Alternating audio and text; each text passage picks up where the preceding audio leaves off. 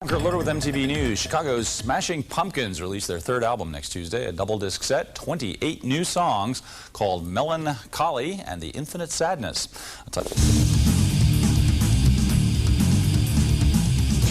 Ready for my close-up.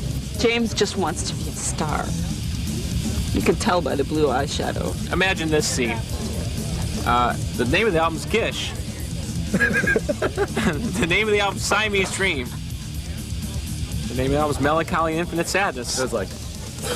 I call it the bad pun game. It couldn't be any worse than the name of the band. Melancholy and the Infinite Sadness it is, a 28-track double album that should keep Smashing Pumpkins fans busy for quite a while.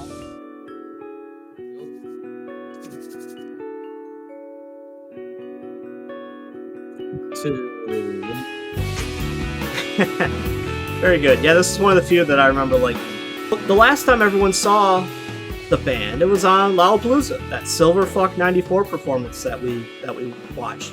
That was it. That was the band. And now, 1 year later, '95, this drops out of the sky.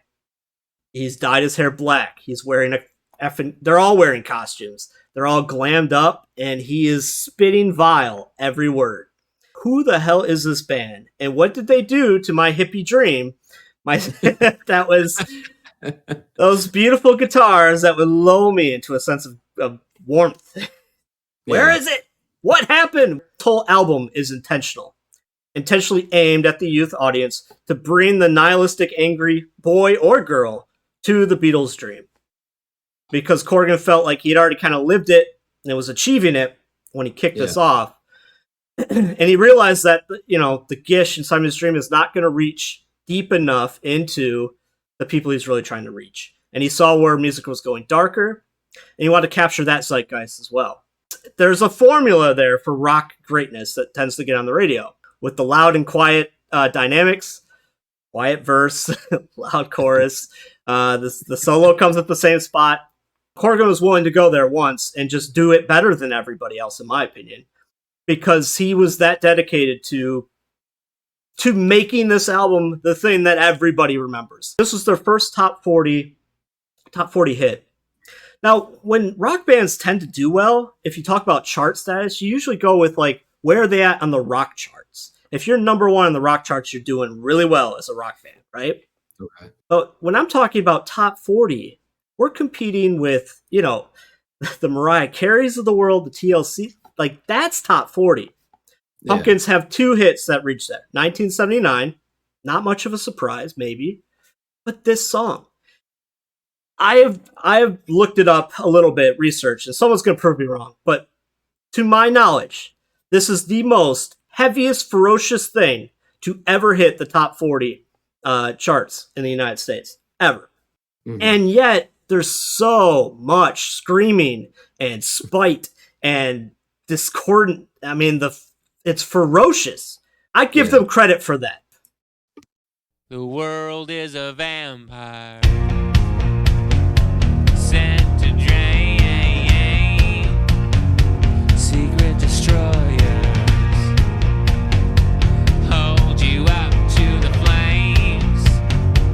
And what do I get for my pain? Betrayed desires and a piece of a game. Even though I know, I suppose I'll show all my cool and cold like a Joe. Despite all my rage, I am still just ready to cave. Despite all my rage, I am still just ready to cave. Someone will say what is lost can never be saved. Despite all my rage, I am still just ready to cave.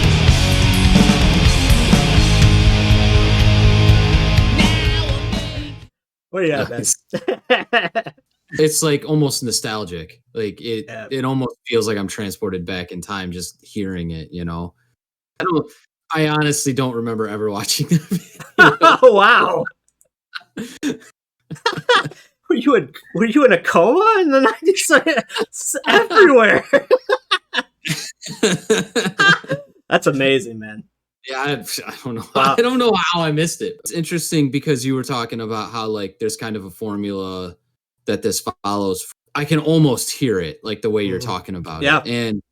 And what I'm curious is like, were they like, fuck it, we're gonna do the formula, but we're just gonna do the formula better than anyone else, kind of like what you were saying, or did they just kind of fall into the formula? You know what I mean? No, he intentionally wrote this to conquer the world. And that means you know what formula you're using.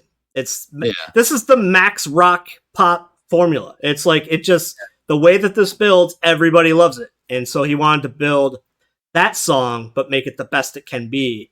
If this is like one of the only kind of angry rock songs to crack the top 40, then maybe he did achieve it, right? That's exactly what I'm talking about. Nothing but an animal. But can you fake it for just one more show? And what do you want? I want to change. What do you got when you feel the same? Even though I suppose I'll show all my cold like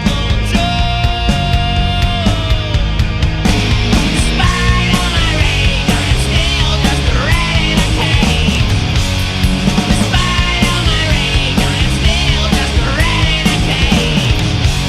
And someone will say what is lost can never be saved. Despite all my rage, I am still just a Oh man. That chorus riff. I love how the riff falls apart at the end of each line.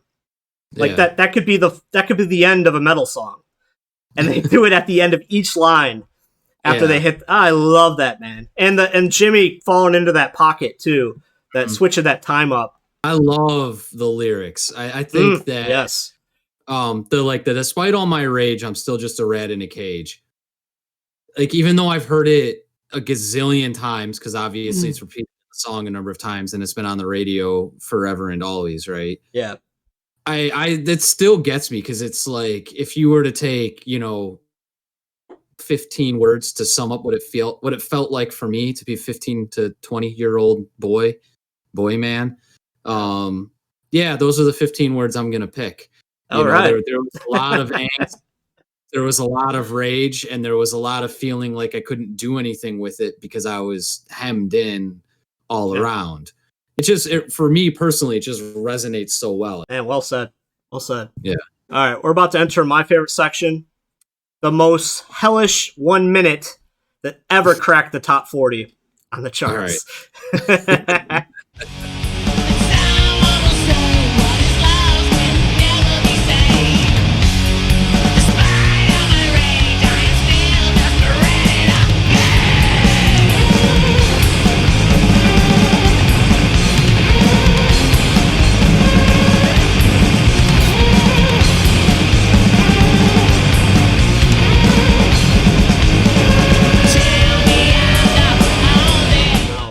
How did that get on the top 40? You hear that, man? Yeah. If you were like a curator and you're going to like show a new civilization, well, what's the popular music in the United States? Well, here's the top 40 hits for the last 100 years. This song shows up. Dude, that part is insane. Insane. I also really like these lyrics, and maybe I'm misinterpreting them, but here's how I hear them, and it really resonates with me. You grow up, you're in middle school, you're in high school, you have your teachers and your parents.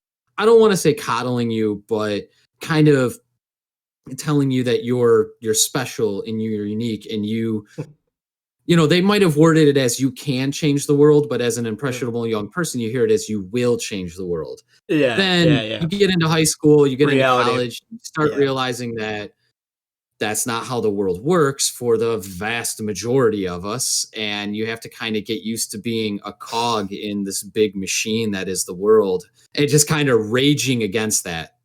That's what this section of the song always makes me think of.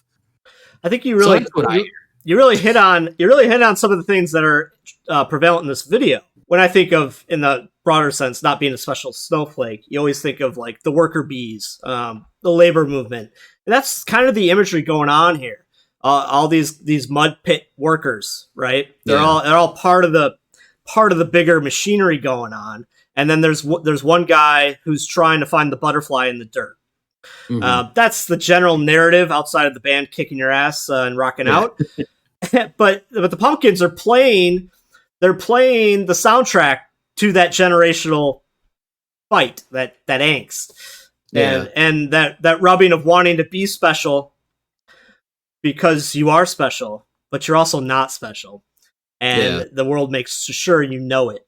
Yeah.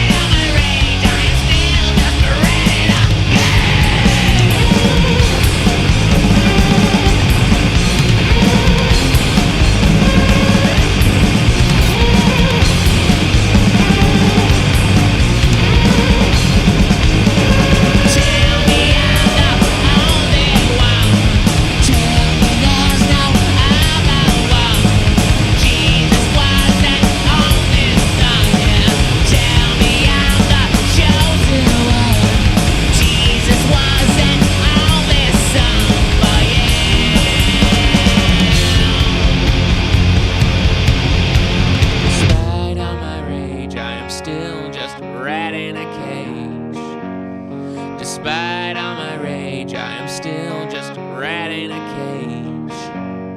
And someone will say what is lost can never be saved. Despite all my rage, I am still just a rat in a cage. Despite all my rage, I am still just a rat in a Despite all my rage, I am still just a rat in a Despite all my rage, I am still just a rat in a cage. Tell me I'm the only one. Tell me there's no other one. Jesus wasn't on this sun, but and I still believe that I cannot be saved. And I still believe that I cannot be saved. And I still believe that I cannot be saved. And I still believe that I cannot be saved.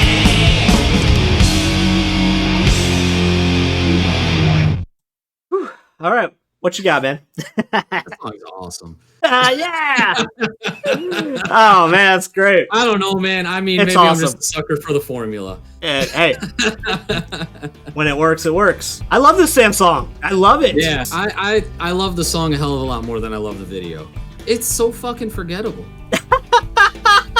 You know what? Like, someone's gonna be on the comments saying that the video is iconic. I'm gonna be like, yeah, you know why the video is iconic? Because the song's fucking iconic, and the director didn't fuck it up. I would say this: as much as I like this video, I agree with you. I mean, it's like the song carries the day, but I think each band member's performance in the video is really great, and I love their contributions to the performance sections of it.